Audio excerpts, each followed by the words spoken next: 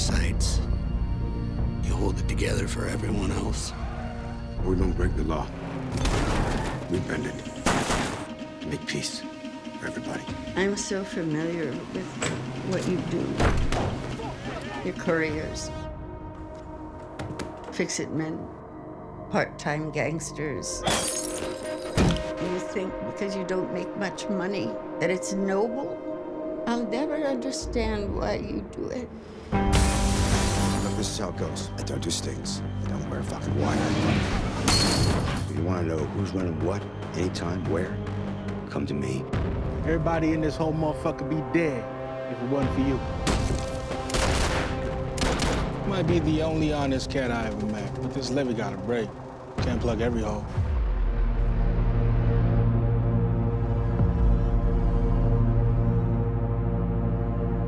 The mayor of Kingstown is the first thing I ever wrote. And I wrote the pilot in one night, a week after my son had been born, as I sat there panicked with the notion of how do I afford a family. I was an out-of-work actor and tired of it. Taylor and I have been talking about this since we were two broke actors in LA. He was my acting coach back in the day, 2004, 5. And Hugh and I had been looking for something to do, and he was from a town in Ontario where there's a number of prisons. In the provinces there, they seem to cluster all their prisons in one place. And the environment is the greatest character. You're infected by your environment and influenced by it all day, every day. I'm from a prison town that had 9 penitentiaries. Growing up, I was just oddly fascinated by the whole world and the culture and the taboos. And then friends became prison guards, other friends became criminals, other friends became hockey players. So it was an interesting place to grow up in. And then Taylor responded to it, and we kind of built this world. At the time, the thing made itself around. It's what put me on the map as a writer. And yet, there were so many people who wanted to change it, or wanted to miscast it, or wanted to soften it, or weaken it, or reshape it, that I put it in a drawer, and I decided I wasn't gonna make it until I had a partner that would turn me loose to make it exactly the way I saw it. And it took 11 years to find that partner. Mayor of Kingstown is the study of America's greatest failures encapsulated in one town. It shows the failings of freedom to people who will abuse it. It shows corruption at the lowest level. We've had a lot of shows that have studied corruption at the highest level, but we've never really focused on the trickle-down theory of corruption and what happens when you have bureaucrats who are corrupt. How does that rot drip down to the foundation of a society and a city, and what is the damage that it does to the people who are most susceptible to that damage, to the poorest, to the weakest, and that's what Kingstown explores. That's it. You heard him, man. Let's get the fuck out of here. Oh. And then we had this notion about a character who had run out of his luck and knew he was out of luck, but didn't quit doing the thing that he ran out of his luck doing. And to me, that was a really fascinating way into a character. Is there anyone out there with something I gotta hear right now? No more than usual. Then we're gonna be back in an hour. I got involved with the mayor of Kingstown, really just out of conversations with Taylor. We talk, we're friends. So sometimes we talk late at night, you know, we both may have a scotch or something in our hand or whiskey, and then we kind of get going, you know. And he said, I got this project, you know, that you should do with me. And he started to tell me about it. And obviously it was in my zone. We shared some stories about life and the streets and the prison system. And I got excited about it. He, like me, seeks realism rather than drama. If you make something look real and feel real, it will be dramatic. You don't have to make it dramatic, you make it real. Make it as authentic as you can, and we share that approach to filmmaking together. This is the second time. There will not be a third. I mean, y'all got the wrong fucking cell, cut. Oh, shit.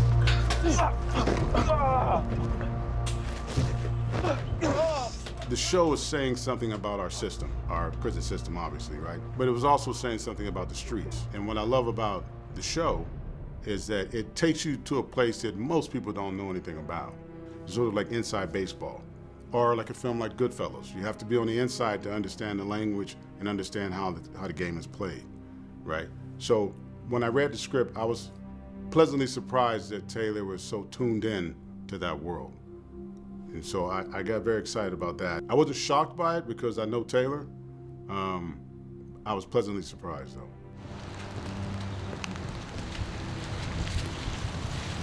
We share the same vision for this story. We wanted to tell this story and maintain the tone and the look and the integrity of it. And between Antoine and myself, we will do that. I'm always looking for characters under pressure. So that's really what I love about it. And when you break it all down, that's what it comes down to, the person under pressure, Jeremy Renner's character. The type of character under pressure who develops along the way and makes his decisions not based on what he may do in a normal situation, but under a great deal of pressure from both sides, meaning cops, the streets, the inmates, and then he has his own issues and his family issues, right? So all that puts a character under pressure, and then all the decisions are made from that place. And that's when it gets really interesting, because it's easy to say, well, I would just do this. But would you do just that? Would you make that decision when you got everybody's gun pointing at you and you got to figure out which side, to come out on? How do you negotiate that? And that's what Jeremy's character is about. I keep doing this to myself where I write a character that only 2 or 3 actors can actually play. And I saw in him, when we did Wind River together, exactly the soul and the grit of this character. So I don't know what we would have done if he hadn't wanted to do it. So the opportunity to have an actor of that caliber and that commitment to carry this thing on his back it's a gift. Yeah, but if you do that, you're gonna cut your hand. Yeah, yeah, there you go. Yeah, exactly.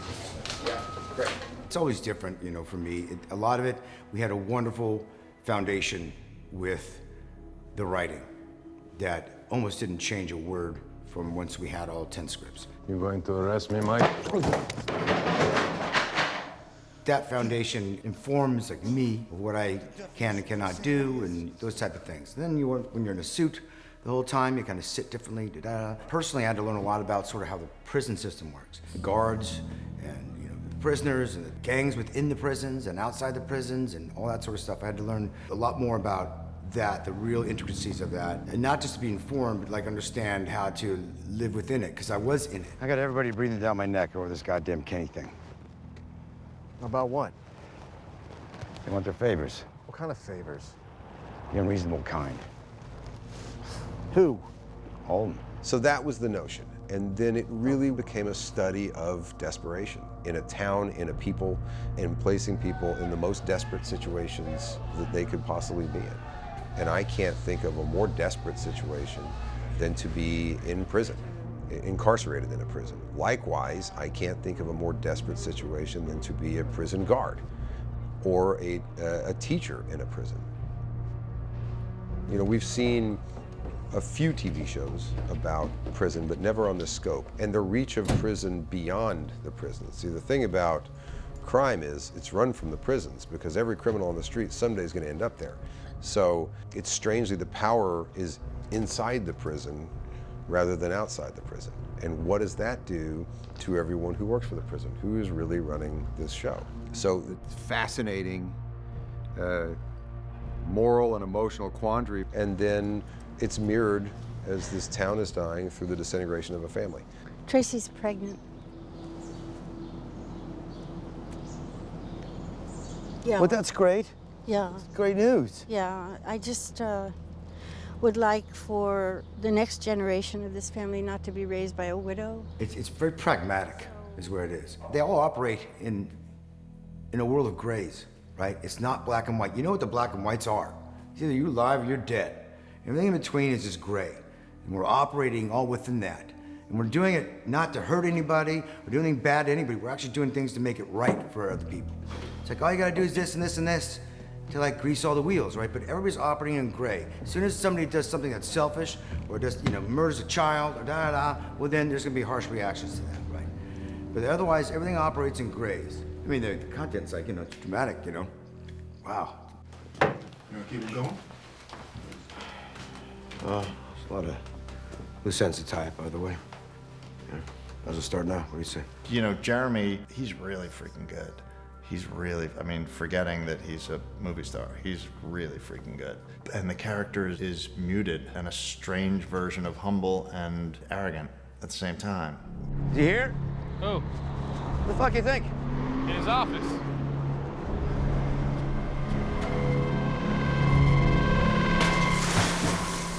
Which is awesome and really fun to watch. And he can bring that partly because he's as good an actor as he is, and partly because he could do nothing. And I mean, he was standing on a porch smoking a cigarette last night, and I was like, I'll watch that for a while. It's cool. And yeah, he's special. I can just walk away from this fucking chaos.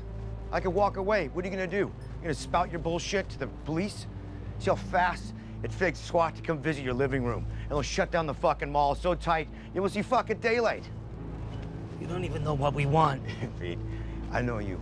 It's how you asked. This cast is special. These are good people. These are also really strong actors. I mean, obviously Diane is a national treasure, and Taylor is sort of the heart of the show in a way. And Emma is a find. I think people are gonna really love her. And Hugh has the stakes of a dude who created a show, and he's carrying that along with the character, which is cool. We have a couple finds in there. I mean, Hamish is a find and a badass, and they all are here to play.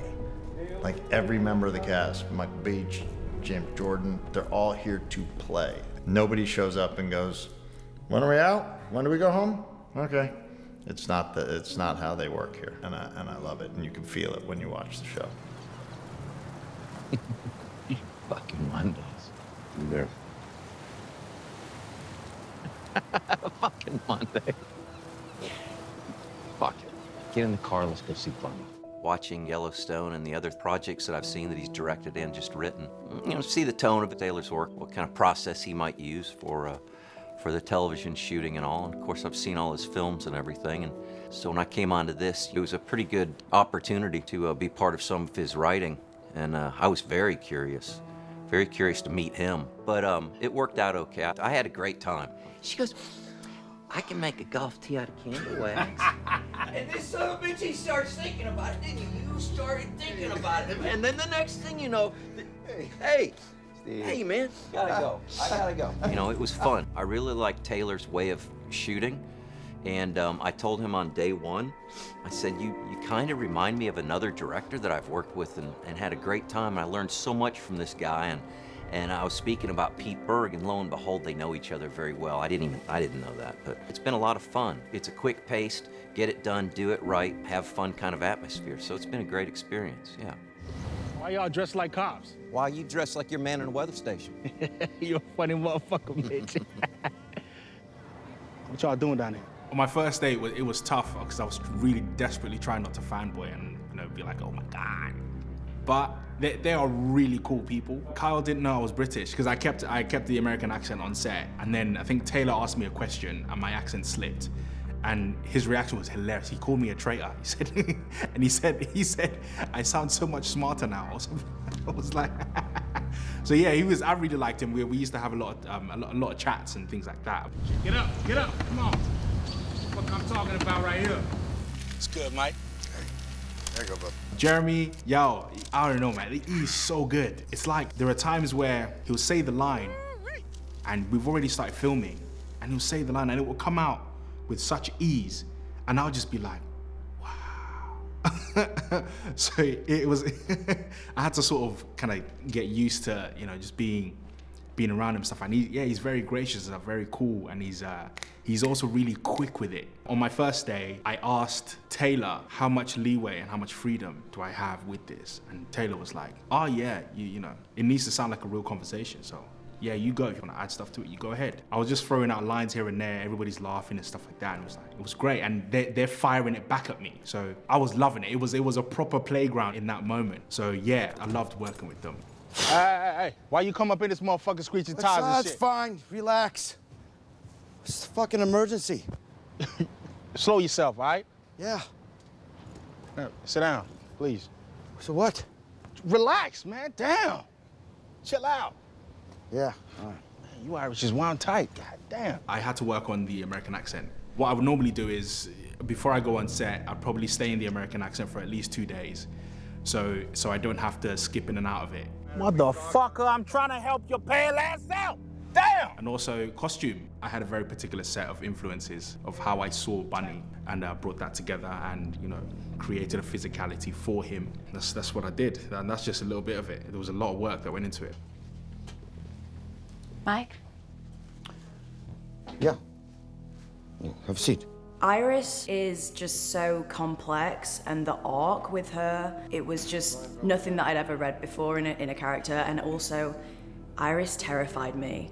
Like, I really didn't know if I could do this role. Even turning up on set on the first day, I wasn't sure that I could do it. And I said to Taylor, this is why I want it so badly, because I like the challenge, and I think I can do Iris. But what really drew me to it was just the challenge and Taylor's writing, because it's Taylor Sheridan. You know, I'll give you a year. Year to what?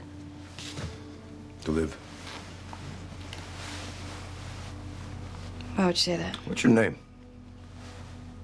Iris. Iris. Where you from?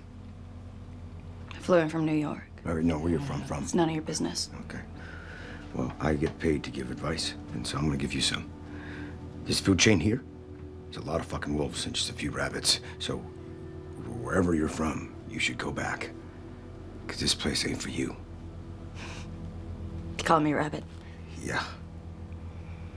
I did. I'm tougher than you think. I think the nice thing about Iris is that, and I'm sure women relate to it, is that she's a strong female character, and in that way it's realistic, because so often we see terribly written female roles, most of the time by men, and Taylor does a really great job of writing female characters. She goes through all this stuff, and I hope women don't relate to a lot of, you know, the storyline, but I hope the fight in her is what women can relate to, and it's nice to see that portrayed on screen, I think. You want the truth?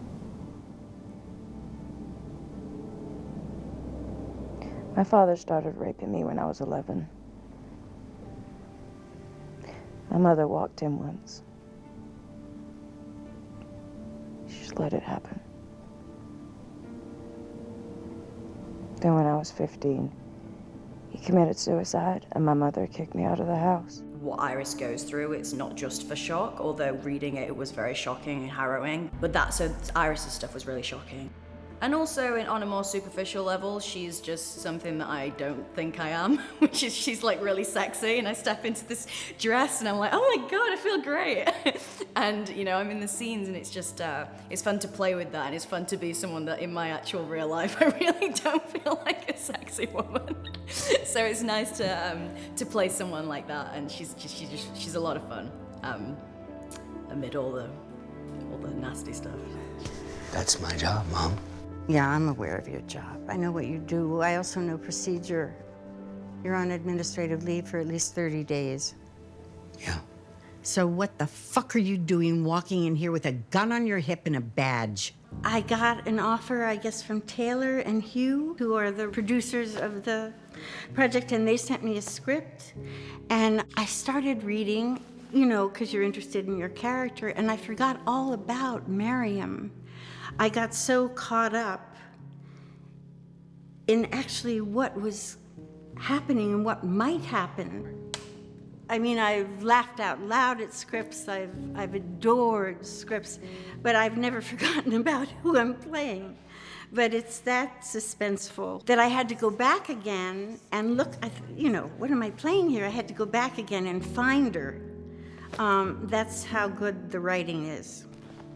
One of the reasons I was so rapt with it is that it's talking about the prison industrial complex. And I don't know anybody who's taken that on in this big way. Eyes will be on me, or you will be removed from the class. Understood? And that spoke to me on many levels, because I have a real interest in this, because I became involved in the Women's California Coalition of Women Prisoners and Survived and Punished, which is about abused women who end up in jail. The American prison system being the largest in all the world, in a way, Kingstown mirrors the country. It's like a microcosm of the whole country. Everything in it is rings so true. And that's because it is true somewhere at some time. Have you been in? Squad's doing an ultrasound at the door. We got SWAT ready, just waiting on the word. Okay. Who is Kyle McLusky? I think Kyle is still trying to figure that out. And that's like the joy about getting to step into the shoes of these characters, is you get to pick up right where they begin, right? So you've got to fill in all the backstory. And when you first meet Kyle, he is very conflicted. He's living in this dangerous town. He's working this dangerous job. And what I hope people can relate to is if they can relate to the conflict that Kyle's going through, they can see that he's in this inescapable town. And if they're rooting for him to get out, if they could take that courage and apply it to themselves, and if they're in a similar situation, they go, oh, you know, I'm telling this guy he needs to get out. Maybe I should do the same for myself. I mean, it's a possibility. Yeah, just like that. And your cigarette will be a nice touch. And this is good. One of my favorite scenes to shoot was the pizzeria shootout. That was great. So what I probably want to see is, we'll figure out the timings. Yes, sir. I want to see maybe 2 or 3 of these go off before anything happens here. Right. And that will be Ian's, because by that point, the minute 2 or 3 of those go off, if he's here, he can literally be doing this. I was working with Ben Richardson, and he had it all storyboarded out. And what I loved about shooting that scene is that there's not a lot of dialogue in that scene. It's all a bunch of looks. And Ben, I believe, has the camera right up in your grill, and there's just this tension that's building. It's really funny because I had watched The Good, the Bad, and the Ugly the night before I shot it, and as I was talking with Ben, I was like, this is feeling like a Western right now.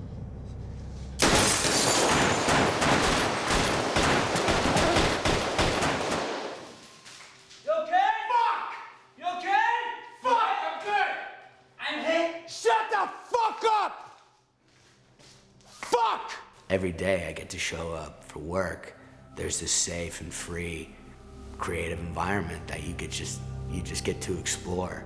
And being able to do those looks, have those nuances, and know that it's in the right hands and it will be featured, it will be shown, and like that's what we're doing. I mean, that's like the highest quality filmmaking. That's what's so exciting about this. I was quite blown away by the scope of it, the scale, all of that multi-stranded stuff that you want in something like this, executed so confidently on paper. I had my own belief, of course, that Taylor and this team would be able to execute that. I think he casts the people he wants to cast and lets you get on with it. He's a fiend for detail, which I love. The scene we shot in here was quite technical. You know, it was about how Milo was ingenious enough to be able to make his own tea in his cell.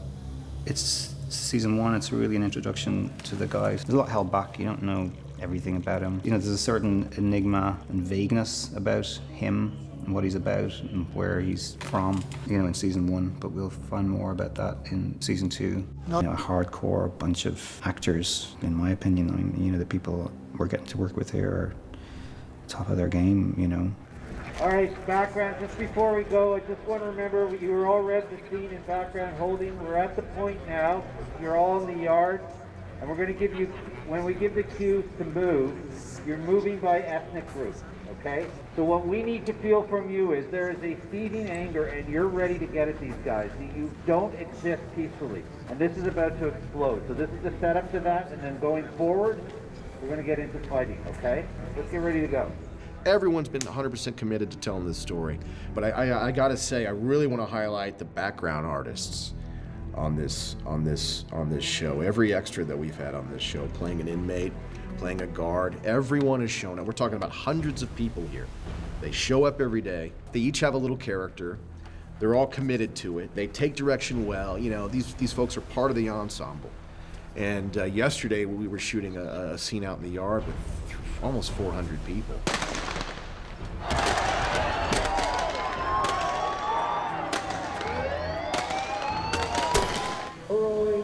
Great footage here, guys. Display out there.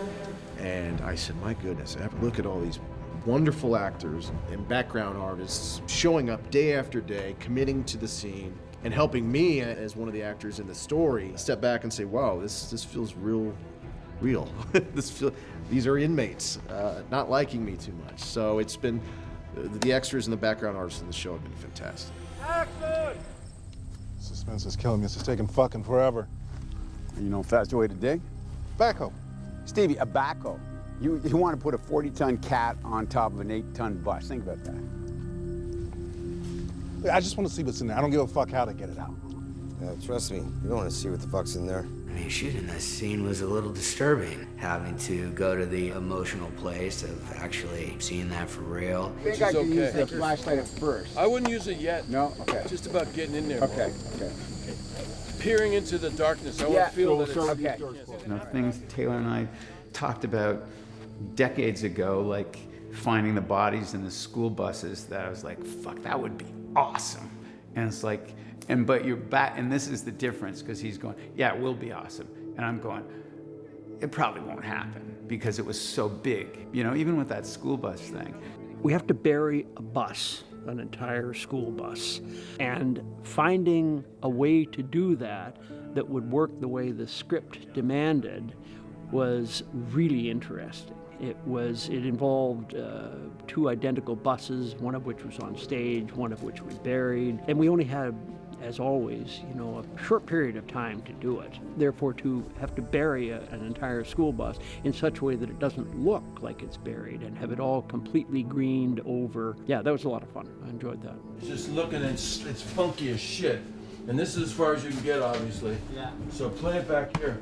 Yeah. And look and see their bodies everywhere. Hanging. Yeah. It's disgusting. There you go, look. The bodies that were hanging were so realistic that it wasn't too hard to get to.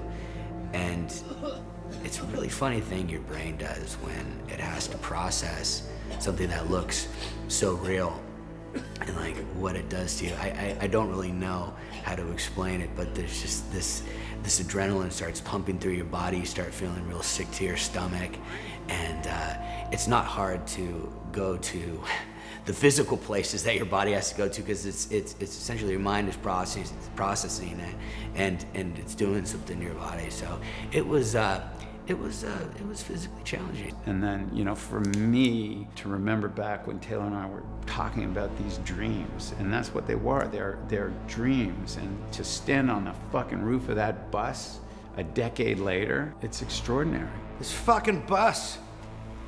Disgusting. When you watch it, it's fucked up. This is so messed up. It's gonna put me in therapy. This show is gonna put me in therapy. Let's go shoot some shit. Okay. You know, you mess with a kid, you mess with a woman, you mess with an animal, Mike's gonna fuck you up. That's interesting to me.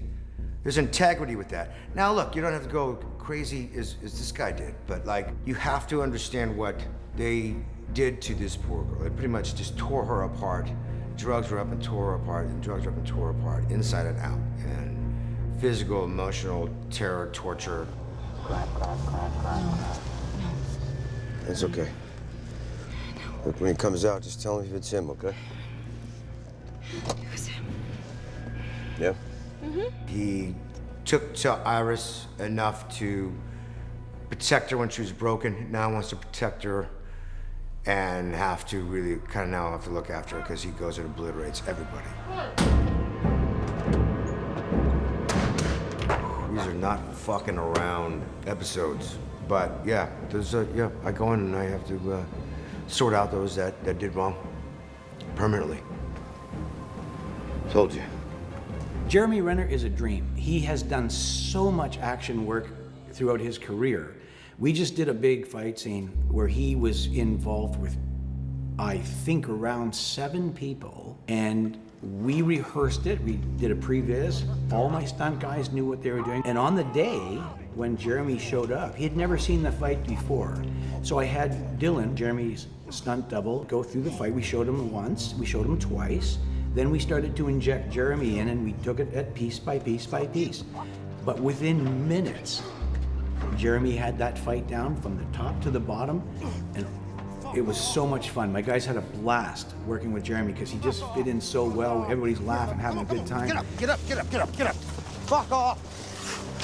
Get the fuck out of here. Get the fuck out. Fuck. Fuck. But Jeremy is very, very good at action work. The scene where the car almost ran me over, that was a fun day. That was a stunt. I think this is a oneer. We'll put up 3 cameras, you know, we'll rehearse it till everyone knows their place and their timing, and then on action we'll just do it.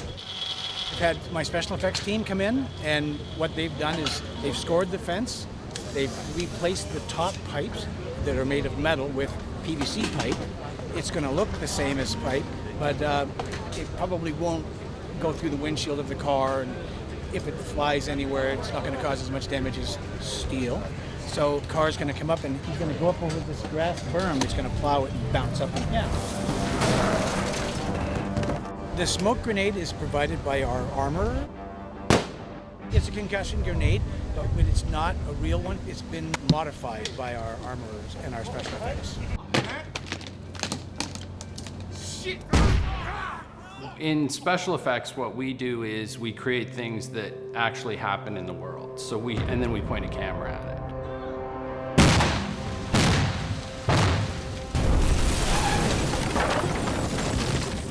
So the idea is if something's gonna blow up, we actually blow it up and we film it. What we do is everything practical. Water, fire, explosions, car crashes. All right, thanks for doing this. You know everybody, right? Yeah. Radio. Hey, Bob. You didn't want to bring the Lincoln? Oh, he told me to bring the caddy. That scene was outrageous. I remember when Taylor wrote it, because we would talk about it and he'd explain it to me, and then I'd read it, and his writing just made it pop. You're thinking, if we can do that, this is going to be incredible. You know, it's like how we do everything on this show. We do it the best way. We got all the best people in place to make it the most real, the most authentic, the most hard-hitting. Fucking 24th Street, fuckface. Look at the bright side, Mike. The fucking impact knocked the crystal all over the goddamn street. This is a fucking great bust. I mean, it's not a really well thought out plan when you think about it, but hey, that's how we do shit in Kingstown. We culture. And I think that people are going to be pleasantly surprised about that world. It may scare some people in a good way, because it is entertaining and it is the truth. I wrote a show that deals with race in a brutal way, in a very accurate way. And it deals with violence, and it deals with poverty, and it deals with inequity. And I needed a partner that trusted me to do it my way. And Paramount's proven that. I think we've earned each other's trust through Yellowstone. And I felt the time was right, and they were looking for something that was this ambitious, and so it was a perfect marriage. It's wonderfully sentimental and beautiful and poetic. I think audiences connect to those things. Then there are a lot of these characters, or be terrified by them, or you're gonna want to watch it. I guarantee you're gonna want to watch it.